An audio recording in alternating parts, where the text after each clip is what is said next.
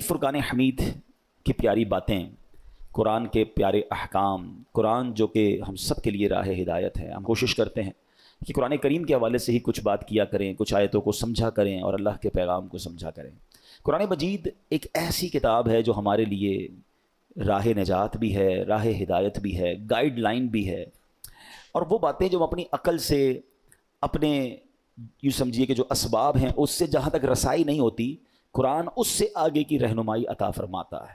اب بعض اوقات قرآن کی کچھ باتیں ہیں جو اگر لوگ عقل سے چیک کرتے ہیں تو کنفیوز ہو جاتے ہیں، لیکن دیکھیں ہماری عقل محدود ہے. اب مثال کے طور پہ کوئی پہلی دوسری کلاس کا طالب علم ہو، اس کو آپ ڈاکٹروں کی کتاب پکڑا دیں، MBBS کی بک پکڑا دیں تو اس کو تو سمجھ نہیں آئے گی، ٹھیک ہے نا، کیونکہ اس کی عقل اس کتاب کے متعلق نہیں ہے. قرآن سمجھنا، اس کو بیان کرنا، یہ بڑے بڑے علماء کا کام ہے. تو ہمیں قرآن پاک جب بھی پڑھنا ہے اس کا ترجمہ اور اس کی تفسیر عاشقان رسول جو علماء ہیں ان کی تفسیر اور بڑے بڑے ائمہ کے اقوال سے سمجھنا ہوگا. عقل کے گھوڑے دوڑاتے ہیں اور قرآن کو موجودہ معاملات سے جب کمپیئر کرنے جاتے ہیں تو کچھ لوگ ٹھوکر کھا جاتے ہیں. جیسے مثنوی شریف میں ایک بار ایک فلسفی کہیں سے گزر رہا تھا، اس کے کانوں میں قرآن کی تلاوت کی آواز آئی اور اس نے سورہ ملک کی تلاوت سنی. اور سورہ ملک کی جب آخری آیت اس نے سنی، ہم نے کئی بار سنی ہوگی، قُلْ أَرَأَيْتُمْ إِنْ أَصْبَحَ مَاؤُكُمْ غَوْرًا فَمَنْ يَأْتِيكُمْ بِمَاءٍ مَعِينٍ. کئی بار یہ آیت سنی. ترجمہ کیا ہے اس کا؟ آسان ترجمہ قرآن کنز العرفان، تم فرماؤ بھلا دیکھو تو اگر صبح کو تمہارا پانی زمین میں دھس جائے تو وہ کون ہے جو تمہیں نگاہوں کے سامنے بہتا ہوا پانی لا دے. یہ آیت کریمہ سن کر وہ فلسفی تکبر اور غرور میں کہنے لگا اس پہ کیا بڑی بات ہے، اگر اللہ پانی کو دھسا دے گا تو ہمارے پاس تو بڑی بڑی ڈرل مشینیں ہیں، بڑے بڑے آلات ہیں، ہم پانی کو نکال لیں گے. یہ تو جناب ہمارے اختیار میں ہے، اللہ فرماتا کون ہے جو نکالے، ہم نکالیں گے. اب اس نے قرآن کو اپنی عقل سے سمجھنے کی کوشش کی. اچھا اب کیا ہوا، رات کو وہ فلسفی سویا تو اس کے خواب میں اس نے دیکھا کہ ایک بڑا طاقتور شخص آیا، اس نے اس فلسفی کے منہ پر ایک زوردار چانٹا مارا. جب چانٹا مارا تو اس کی دونوں آنکھیں باہر آ گئیں اور ہماری آنکھوں میں نور کا ایک ایک قطرہ ہوتا ہے، دونوں آنکھوں میں ایک ایک قطرہ ہوتا ہے جس سے ہم دیکھتے ہیں پانی، آنکھوں کا پانی جس کو اب کہا جاتا ہے. تو قطرے زمین پر گر کر خشک ہو گئے. خواب میں یہ سب کچھ ہوا ہے. خواب میں آنے والے شخص نے کہا کہ اے بدنصیب، اگر تو واقعی کدال اور پھاوڑے اور سائنسی آلات سے زمین میں گیا ہوا پانی نکال سکتا ہے تو اپنی ان دونوں آنکھوں سے نکلے ہوئے جو قطرے ہیں اس کو پانی کو نکال کے دکھا. صبح ہوئی تو اس کی آنکھیں پھوٹی ہوئی تھیں، آنکھوں میں بہت درد تھا، نظر کچھ نہیں آ رہا تھا، اور اس کا وہ جو سارا نشہ تھا، سارا غرور تھا، وہ بھی اتر چکا تھا. کہ ہر چیز اپنے دماغ سے فیصلہ نہیں کی جاتی، اللہ کے احکام ہیں تو ہمارا کام اس پر عمل کرنا ہے، اس پر یقین کرنا ہے، اسے فالو کرنا ہے. قرآن میں ایسے ایسے خزانے ہیں. تو قرآن تو وہ عظیم کتاب ہے کہ جس کی ہمیں جو ہے برکتیں حاصل کرنی چاہیے. معاذ اللہ اس کو ڈیبیٹ میں، یعنی اس کو اگینسٹ میں اس کی بات کرنے سے پہلے 1000 بار سوچنا چاہیے. ہم مسلمان ہیں، ہمارا کام ایمان لانا ہے. شاعر کہتے ہیں نا، کسی کو تاج وقار بخشے، کسی کو ذلت کے غار بخشے، جو سب کے ماتھے پہ مہر قدرت لگا رہا ہے وہی خدا ہے. ہمیں اللہ کریم کے ہر فرمان پر بلا چون چراں رب کریم عمل کرنے کی اور یقین کرنے کی توفیق عطا فرمائے. اچھا اسی طرح قرآن مجید فرقان حمید میں اللہ کریم کی چونکہ اس میں باتیں ہیں، رب عز و جل کا ذکر ہے اور اس میں ہمیں الحمدللہ اچھے طریقے سے ایمان بھی لانا ہے. یہاں ہمیں ایک اور بات بھی سمجھنا ہوگا کہ ہمارے اسلاف نے جب قرآن کریم فرقان حمید کو پڑھا تو پڑھنے کے بعد اس کے اندر ہم نے کتنا عمل کیا. اب تو ہم پڑھتے نہیں ہیں، پڑھتے ہیں تو عمل نہیں کرتے. ہمارے بزرگان دین نے کیسا عمل کیا. قرآن مجید کی ایک آیت تھی، ایک بڑی کمال کی آیت ہے، اور اس آیت نے ہزاروں، میں کہوں کہ بہت سارے لوگوں کی زندگی میں زبردست انقلاب برپا کر دیا. صرف ایک آیت ہے. آیت کیا ہے؟ الم یأن للذین آمنوا ان تخشع قلوبہم لذکر اللہ. 27واں پارہ ہے، سورہ حدید ہے، آیت نمبر 16 ہے. اس ایک آیت میں اتنا گہرا میسج ہے. اس کی میننگ کیا ہے؟ معنی یہ ہے کیا وقت نہیں آیا ان لوگوں کے لیے جو ایمان لائے کہ جھک جائیں ان کے دل اللہ کی یاد کے لیے. یعنی جھنجھوڑا گیا ہے پھر بھی وقت نہیں آیا کہ توبہ کرو اور اللہ کی طرف جھک جاؤ. اب دیکھیں جس کے دل پہ اثر ہونا ہوتا ہے کیسا ہوتا ہے، جو پاکیزہ دل اللہ پاک جن کے دلوں پر قرآن کا اثر ڈالتا ہے کیسا ہوتا ہے. کہ حضرت فضیل بن عیاض رحمۃ اللہ تعالی علیہ، یہ بہت بڑے اللہ کے ولی گزرے ہیں، مگر شاید بہت کم لوگوں کو پتا ہوگا کہ توبہ سے پہلے یہ بہت بڑے ڈاکو تھے، اور اتنے خطرناک ڈاکو تھے کہ محلے والے، علاقے والے، شہر والے ان سے ڈرا کرتے تھے.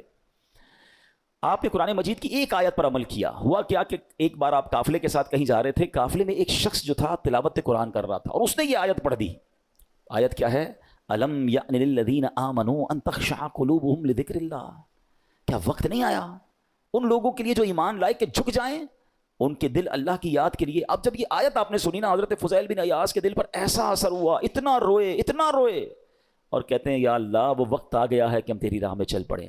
آپ رحمۃ اللہ تعالی علیہ زاروں کے تار رونے لگے، اس کے تقاضے پورے کیے، لوگوں کا لوٹا ہوا مال واپس کیا، اور اپنے سارے جو ڈاکوؤں کا گروپ تھا کہہ دیا کہ میں نے توبہ کر لی ہے، اب میں اللہ کی نافرمانی نہیں کروں گا۔ ڈاکوؤں کے قافلے والوں نے کہا کہ سردار آپ ڈکیتی میں بھی ہمارے سردار تھے، اب توبہ کر لی تو اس میں بھی آپ ہمارے سردار ہیں۔ پورے قافلے نے توبہ کی، اللہ کی یاد میں لگ گئے، علم دین سیکھا، عبادت و ریاضت میں مصروف ہوئے۔ اللہ اکبر، پھر اللہ نے آپ کو ولایت کا ایسا مقام عطا کیا کہ ایک مرتبہ مینا میں ایک پہاڑ پر موجود تھے، آپ نے فرمایا اگر کوئی ولی اللہ اس پہاڑ کو حکم دے کہ ایک پہاڑ لمبا ہو جا تو فوراً لمبا ہو جائے گا، بس اتنا کہنے کی دیر تھی کہ پہاڑ نے لمبا ہونا شروع کر دیا۔ آپ نے فرمایا پہاڑ رک جا، میں نے تجھے حکم نہیں دیا ہے۔ یہ سنتے ہی وہ ٹھہر گیا۔ تو اللہ والے جو ہوتے ہیں، اب یہاں جو اصل ہمیں بات سیکھنی ہے کہ توبہ کرنے سے اللہ کیسا مرتبہ عطا فرماتا ہے۔ ڈاکو ہو اللہ اسے اپنا ولی بنا لیتا ہے، بس سچے دل سے توبہ کرنا ہے اور قرآن کے نور کو دل میں داخل کرنا ہے۔ ایسی بہت ساری قرآن میں آیتیں ہیں، اگر بندہ دل سے پڑھے تو وہ ڈائریکٹ دل پر اثر کرتی ہیں، امپیکٹ کریٹ کرتی ہیں۔ آپ قرآن کا امپیکٹ دیکھیں نا، کبھی کبھی ایسا ہوتا ہے کہ بہت اچھا قاری تلاوت کرنے والا ہو یا امام صاحب بڑی اچھی تلاوت کر رہے ہوں، ہمیں سمجھ نہیں آتا مگر آنکھوں سے آنسو جاری ہو جاتے ہیں، دل پر ایک کیفیت طاری ہو جاتی ہے، کیسے؟ بات تو سمجھ نہیں آ رہی ہے۔ یہ وہ قرآن کا نور ہے، یہ وہ قرآن کی برکت ہے جو آپ اپنے دل میں محسوس کرتے ہیں۔ اللہ کرے کہ میں اور آپ سمجھ کر قرآن پڑھنے والے بنیں اور قرآن کی برکتیں حاصل کریں۔ صحابہ کرام کس طرح عمل کرتے تھے؟ قرآن کی آیت پڑھتے تھے اور نیکی پر عمل کر لیتے تھے۔ بخاری شریف کی ایک حدیث ہے، حضرت ابو طلحہ انصاری رضی اللہ تعالیٰ عنہ بڑے مالدار صحابی تھے، انہیں اپنے مال میں بے روحا، یہ بڑا پیارا ایک آپ کا کنواں تھا، باغ بھی تھا، وہ باغ بڑا پسند تھا آپ کو، تو بے روحا نامی باغ انہیں بڑا پسند تھا۔ تو قرآن کی آیت نازل ہوئی، لن تنالوا البر حتى تنفقوا مما تحبون، یہ چوتھے پارے کی پہلی آیت ہے۔ اب دیکھیں اس ایک آیت میں میسج کتنا ہے، 6600 سے زیادہ آیتوں میں کیا کیا خزانے ہوں گے۔ میں نے آپ کو ابھی ایک آیت سنائی جس نے حضرت فضیل بن عیاض کو بدل دیا، اب یہ ایک آیت سنائیے چوتھے پارے کی پہلی آیت۔ ترجمہ کیا ہے اس کا؟ تم ہرگز بھلائی کو نہیں پا سکو گے جب تک راہ خدا میں اپنی پیاری چیز خرچ نہ کرو۔ کیا شاندار میسج ہے، اگر بھلائی چاہیے تو اللہ کی راہ میں بیسٹ خرچ کرنا ہے، گھٹیا نہیں۔ اچھا انہوں نے پڑھی آیت، ابھی نازل ہوئی، ابھی پڑھی، فوراً نبی پاک کی بارگاہ میں حاضر ہوئے، کہتے حضور بے روحا جو ہے نا باغ مجھے بڑا پسند ہے، اللہ نے فرمایا ہے بھلائی جب ملے گی جب بہترین چیز خرچ کرو گے، حضور میں اپنا یہ پورا باغ ہی راہ خدا میں خرچ کرتا ہوں، صدقہ کرتا ہوں۔ ادھر آیت پڑھی ادھر عمل شروع۔ ہم نہ جانے کتنے بیان سنتے ہیں، کتنی آیتیں پڑھتے ہیں، کتنا قرآن پڑھتے ہیں، عمل کدھر ہے؟ تو یہ وہ لوگ تھے جو قرآن پڑھتے تھے اور فوراً اس پر عمل کرنا شروع کرتے تھے، اور پھر اللہ نے ان کو کیسا مرتبہ عطا فرمایا۔ اے میرے پیارے اسلامی بھائیوں، قرآن سے محبت کیجئے، قرآن سے دوستی کیجئے۔ حدیث پاک میں آتا ہے جس کا مضمون ہے وہ دل ویران ہے جس میں کچھ قرآن نہیں ہے۔ ہم چیک کریں ہمارے سینوں میں کتنا قرآن ہے۔ میں آج آپ کو ایک ایسی روایت سنانے جا رہا ہوں کہ جب بھی پڑھتے ہیں نا یا اس کو سنتے ہیں، کہتے ہیں نا وہ رونگٹے کھڑے ہو جاتے ہیں۔ یہ تورات شریف میں روایت ہے کہ اللہ پاک ارشاد فرماتا ہے، اے میرے بندے کیا تجھے مجھ سے حیا نہیں آتی کہ تو راستے میں چل رہا ہوتا ہے، تیرے پاس اپنے کسی بھائی کا خط آتا ہے تو راستے سے ہٹ جاتا ہے، بیٹھ کر اس کے ایک ایک حرف کو غور سے پڑھتا، یہاں تک کہ اس کا کوئی لفظ نہیں چھوڑتا، جبکہ میری کتاب میں نے تیری طرف نازل کی، دیکھ اس میں تیرے لیے کتنی تفصیل ہے، میں نے کتنی بار تجھے سمجھایا تاکہ تو اس پہ غور کرے، پھر بھی تو اس سے منہ پھیرتا ہے۔ کیا میرا مرتبہ تیرے نزدیک تیرے بھائیوں سے بھی کم ہے؟ اب آج کے دور میں ذرا سمجھیے گا، ہم کہیں جا بلکہ نماز پڑھ رہے ہو، ابھی مسجد میں ہمارے موبائل پر میسج آیا، میسج آنے کی ٹیون آئے، بیل بجے، واٹس ایپ آیا ہے، پتہ چل گیا ہے، اب دل میں خیال آنا شروع ہوگا، پتہ نہیں کس کا ہوگا، کیا لکھا ہوگا، کیا پیغام ہوگا، جلدی سے موبائل نکالو چیک کرو، مس نہ ہو جائے، کال آئی ہے فوراً دیکھیں گے کس کی آئی ہے۔ غور کیجئے، اللہ فرما رہا ہے کتنی حقیقت بات ہے کہ ہم مسجد میں، نماز میں، سفر میں، ٹریول میں میسج آئے چھوڑتے نہیں۔ یہی تو بات تورات میں فرمائی نا کہ تیرے بھائی کا تیرے پاس خط آیا، پیغام آیا تو اس راستے سے رک جاتا ہے، ایک ایک حرف بغور پڑتا ہے، اور میں نے جو تجھ پر کتاب نازل کی تیرے پاس اس کے لیے ٹائم نہیں ہے۔ کتنی ہدایت کی باتیں ہیں، کتنا تجھے اس میں سمجھایا ہے، کتنا تجھے بتایا ہے۔ پھر اگلا جملہ جو آخری جملہ ہے نا وہ ہلا دیتا ہے کہ رب فرماتا ہے کہ میرا مرتبہ تیرے نزدیک تیرے بھائیوں سے بھی کم ہے، ہماری فیملی سے بھی کم ہمارے پاس اللہ کا مرتبہ ہو گیا۔ معاذ اللہ، فیملی کا میسج مس نہیں کرتے، باس کا میسج مس نہیں کرتے، دوستوں کا میسج مس نہیں کرتے، رات کو آدھی رات کو اٹھ کر بھی موبائل چیک کرتے ہیں۔ قرآن بھی تو میسج ہے نا، اور اللہ کا میسج ہے، راہ نجات ہے، راہ ہدایت ہے، کتنے خزانے ہیں ہمارے لیے. اچھا میں اور آپ واٹس ایپ پڑھیں، ہر واٹس ایپ پڑھنے کا تو ثواب نہیں نا. قرآن جتنا پڑھے ثواب ہے، ہر لفظ پر ثواب ہے. اور برکتیں کیسی ہیں، اللہ اکبر اللہ اکبر. ایک صحابی ہیں حضرت ثابت بن قیس، ان کا گھر جو ہے رات کے وقت ان کا گھر ایسے چمکتا تھا جیسے روشن چراغ چمکتا ہے. اس زمانے میں تو بجلی کا انتظام نہیں تھا، تو لوگوں نے نبی پاک سے تذکرہ کیا کہ حضور ثابت بن قیس کا گھر پورے محلے میں چمکتا رہتا ہے چراغ کی طرح. تو نبی پاک نے پتہ کیا فرمایا، ثابت بن قیس ضرور رات کو سورہ بقرہ کی تلاوت کرتے ہوں گے. صحابہ نے آ کے پوچھا کیا ایسا ہی ہے؟ کہتے ہیں ہاں میں روز رات کو سورہ بقرہ کی تلاوت کرتا ہوں. یعنی آپ غور کریں کہ قرآن پڑھنے پر ثواب، برکتوں کا نزول، فرشتوں کا نزول ہے، ہدایت الگ مل رہی ہے، گائیڈنس الگ مل رہی ہے. But we have no time to read Quran and have no time to understand Quran. لیکن جو میسیجز آ رہے ہیں، جو ای میلز آ رہی ہیں، جو واٹس ایپ آ رہے ہیں، سب پڑھ رہے ہیں، سب دیکھ رہے ہیں، مس نہ ہو جائے. کتنی بڑی بات ہے کہ اللہ کے پیغام کے لیے وقت نہیں ہے. ہم مسلمان ہیں، ہم کیا یہ جواب دے سکیں گے قیامت کے دن کہ اللہ بڑا بیزی تھا، ٹائم نہیں تھا، بیزی لائف تھی، فیملی لائف تھی؟ نہیں میرے پیارے اسلامی بھائی، اس کو محسوس کیجئے. اب میں ایک اور لاجک کے ذریعے سمجھاتا ہوں، پھر میں قرآن کی اس آیت کی طرف آؤں گا جو آج میرا ٹاپک ہے. اللہ کرے کہ قرآن سے محبت کسی طرح بڑھ جائے اور ہم روز قرآن پڑھنے والے بنیں. آپ میں سے بہت سارے مجھے ایسے چہرے نظر آ رہے ہیں کہ جو بزنس مین بھی ہیں، اپنے اپنے کاروبار میں باس کی حیثیت رکھتے ہیں، یا مینیجر ہیں، یا ایچ او ڈی ہیں.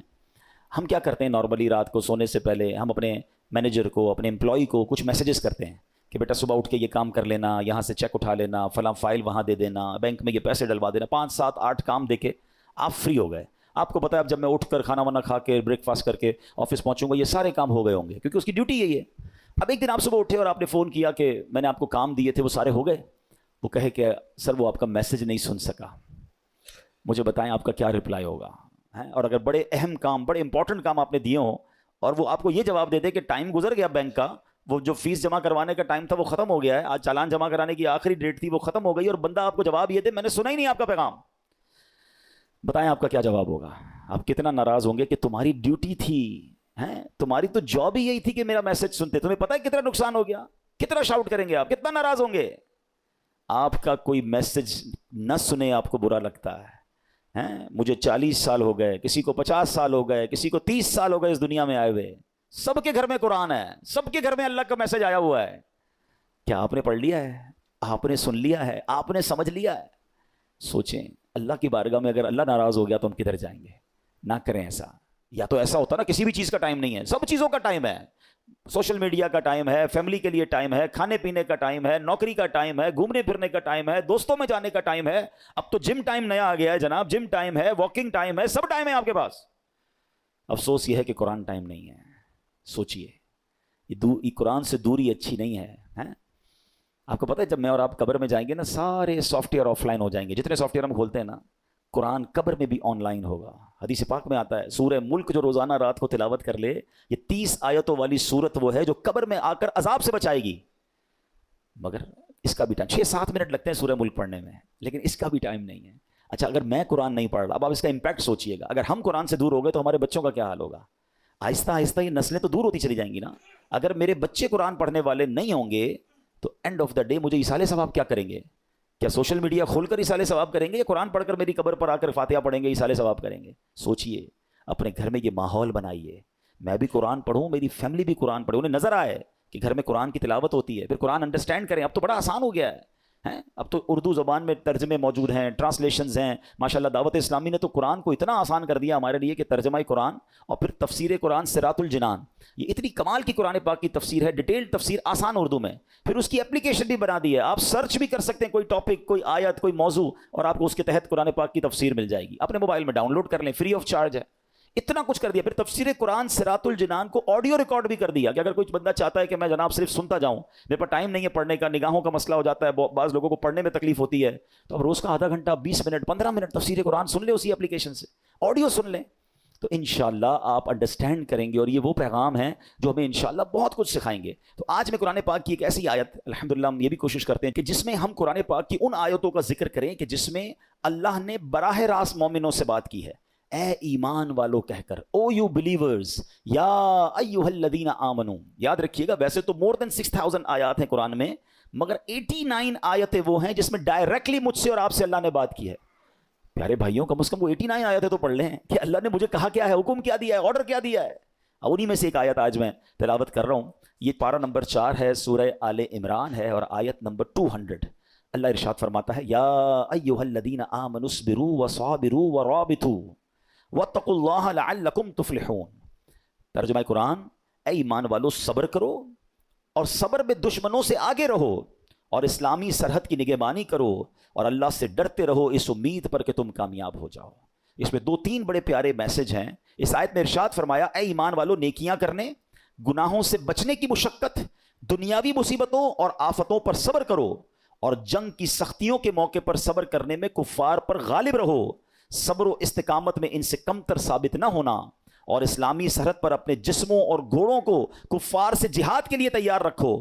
اللہ تعالیٰ کی اطاعت پر کمر بستہ رہو اور تمام احوال میں اللہ تعالیٰ سے ڈرتے رہو اور اس امید پر کہ تم جہنم سے نجات پا کر جنت حاصل کرنے میں کامیاب ہو جاؤ. اب یہاں میرے پیارے اسلام کچھ الفاظ کے ذرا تفصیل سے معنی. صبر اور مصابرہ کا معنی. صبر کا معنی ہے نفس کو اس چیز سے روکنا جو شریعت اور عقل کے تقاضوں کے مطابق نہ ہو، اور مصابرہ کا معنی ہے دوسروں کی ایذا رسانیوں پر، کوئی تکلیف پہنچائے تو اس پر صبر کرنا. یاد رہے صبر کی 3 قسمیں ہیں. نیکیوں میں صبر، جیسے بعض اوقات انسان نیکی کرتا ہے تو اس کو تکلیف ہوتی ہے، مشکل ہو رہی ہوتی ہے، فجر کے لیے اٹھنا ہے، نیکی کی دعوت دے رہا ہے تو کوئی مخالفت کر رہا ہوتا ہے، دین کا کام کر رہا ہوتا ہے تو رکاوٹیں آ رہی ہوتی ہیں، تو نیکی کرنے میں جو تکلیف ہو اس پر صبر کرنا، یہ ایک صبر کی قسم ہے. دوسرا، ممنوعات سے بچنے کی مشقت پر صبر. جیسے گناہ کرنے کو جی چاہ رہا ہے، گناہ کرنا آسان ہو گیا ہے، موقع مل رہا ہے اور انسان اب کوئی روکنے والا بھی نہیں ہے، اب وہ صبر کر رہا ہے، اب وہ اپنے آپ کو روک رہا ہے. مال آگے آ رہا ہے، حرام روزی نظر آ رہی ہے، چانس مل رہا ہے، چوری کرنے کا چانس مل رہا ہے، دھوکہ دینے کا چانس مل رہا ہے، ایک ڈیل آئی ہے جناب جس میں بڑے پیسے ہیں، تھوڑا سا گڑبڑ کرنی ہے، یہ صبر کرنا ہے. یہ صبر اللہ کو بڑا پسند ہے. ہاں، اس پر صبر کرنا یہ بھی صبر کی قسم ہے.